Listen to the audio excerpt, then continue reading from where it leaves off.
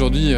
c'était une grande journée pour un projet extrêmement important au niveau de la recharge électrique en France, puisque tout un ensemble d'acteurs de différents niveaux, acteurs industriels, acteurs de recherche et d'innovation, et aussi représentants des citoyens, se sont réunis pour lancer un grand projet de bornes de recharge nouvelle génération. Il y a de plus en plus de véhicules électriques qui sont vendus, qui circulent, mais il y a toujours un sujet extrêmement important autour des bornes de recharge.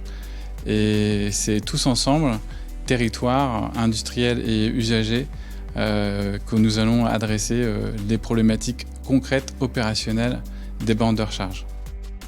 Et il est important de synthétiser et de rassembler dans une même vision, un même point de vue,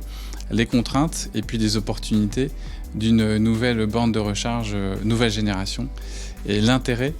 c'est vraiment d'avoir un projet commun et non pas d'avoir une multiplicité de tarifs, une multiplicité de normes techniques, une multiplicité de types d'usage, une multiplicité d'acteurs qui vont fournir l'électricité.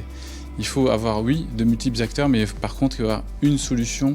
interopérable pour les usagers, pour que ce soit vraiment pratique pour ceux qui possèdent un véhicule électrique, de pouvoir le recharger indépendamment de qui fournit l'électricité à la borne, de qui fabrique la borne, et également de quel opérateur ils ont choisi pour payer la facture de leur plein électrique. Très concrètement, vous avez une norme qui s'appelle la norme 1518 et l'enjeu, c'est vraiment de tirer maximum bénéfice de cette norme 1518, notamment en fait avec deux bénéfices opérationnels concrets, qui est le plug and charge facilité pour l'utilisateur, donc il arrive avec son véhicule et la borne reconnaît automatiquement le véhicule électrique, le prestataire de service auquel l'usager a pris un contrat pour sa recharge électrique. Donc ça, c'est le plug and charge. Et vous avez un deuxième bénéfice qu'apporte la norme 1518, qui est la charge bidirectionnelle. Alors derrière ce mot un petit peu compliqué, c'est la borne peut charger le véhicule, ça c'est ce qu'on attend en tant que service, mais aussi si le véhicule est bien chargé, il peut aussi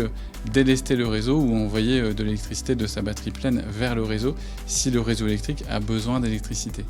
Donc c'est ça le sens bidirectionnel où le véhicule électrique est intégré dans l'équilibrage général du réseau électrique.